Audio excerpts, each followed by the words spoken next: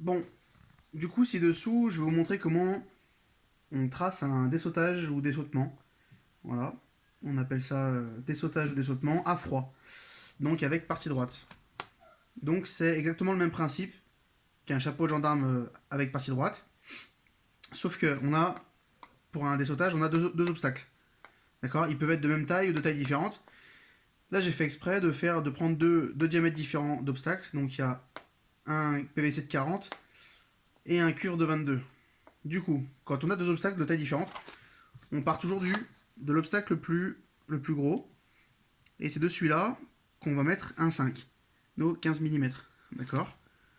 Donc on saute avec un cuivre de 14. Donc je trace mon cuivre de 14 à partir du plus gros obstacle. Je vais mesurer mon axe, donc qui est de 4,2 jusqu'à mon trait d'axe comme repère, que je vais reporter en face. 4,2. Alors soit je peux reporter en mesurant, ou bien alors, tout simplement, je peux les prolonger à l'équerre.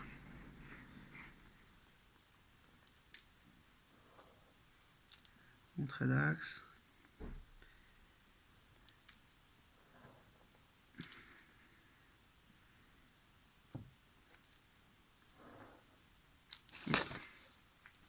Voilà.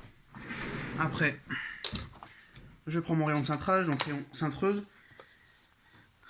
62 mm.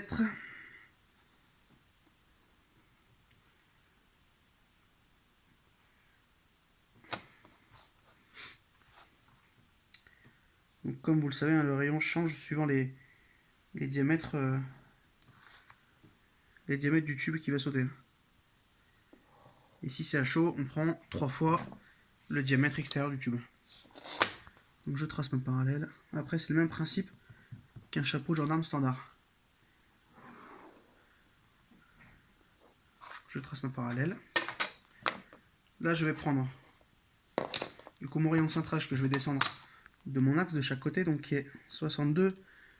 Donc 62, je tombe sur le bas de mon PVC de 40. Ici, je remets 62 aussi. D'accord. Là, je prends, souvenez-vous, 2 fois mon rayon de cintrage. Donc 2 fois 62, ça fait 124. D'accord, donc je pense 124 avec ma règle. Je me pique sur mon rayon de cintrage de droite. Je fais ma marque. Je me pique sur mon rayon de cintrage de gauche. Et je fais mon repère. Vu que c'est à froid, on décale de 5 mm à chaque extérieur.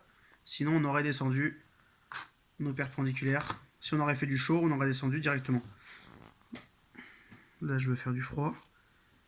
D'accord, donc je me décale de 5 mm de chaque côté. Hop.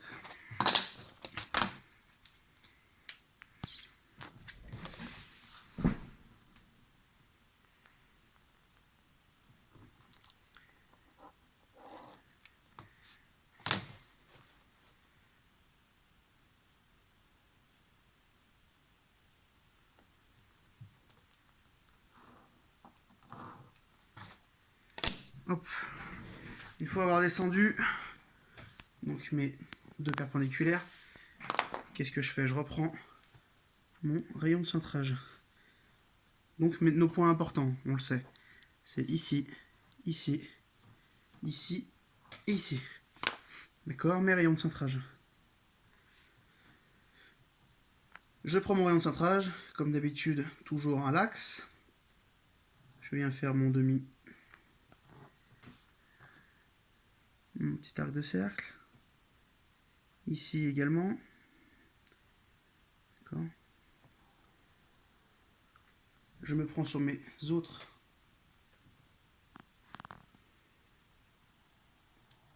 rayons de cintrage.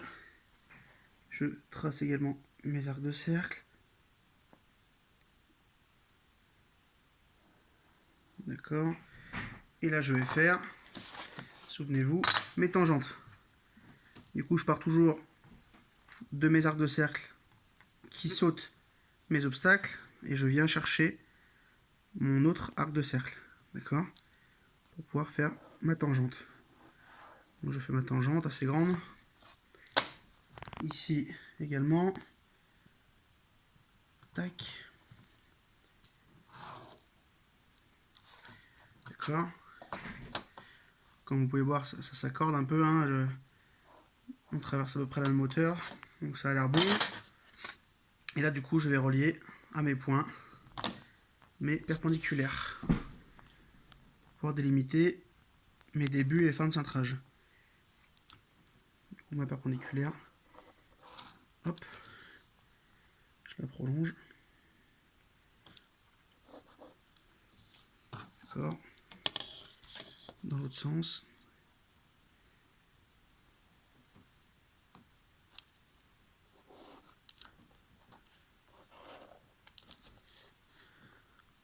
Je la prolonge.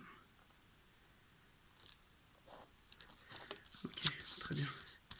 L'autre côté, identique.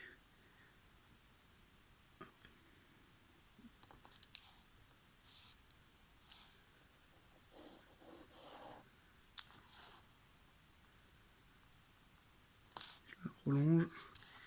Tac, je viens chercher enfin mon dernier rayon.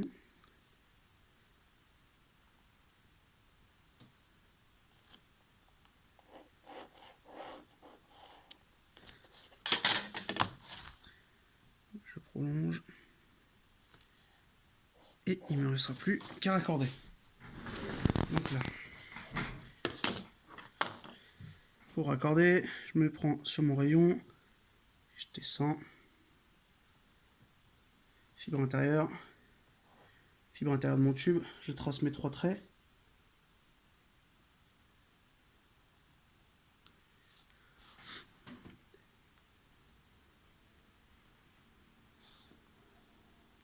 Hop. Et j'ai oublié celle-ci. Après je prends ma fibre extérieure. Tac.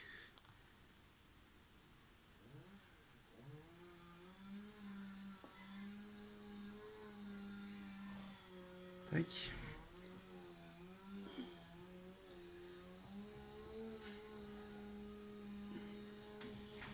Tac. Et enfin. Tac. Et là le dessin est fini. J'ai plus qu'à relier mes parties droites. D'accord. Entre elles.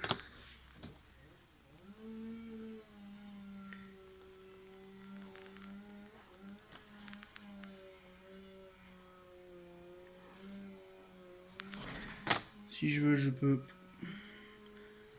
me faire des petites parties droites avant et après des sautages.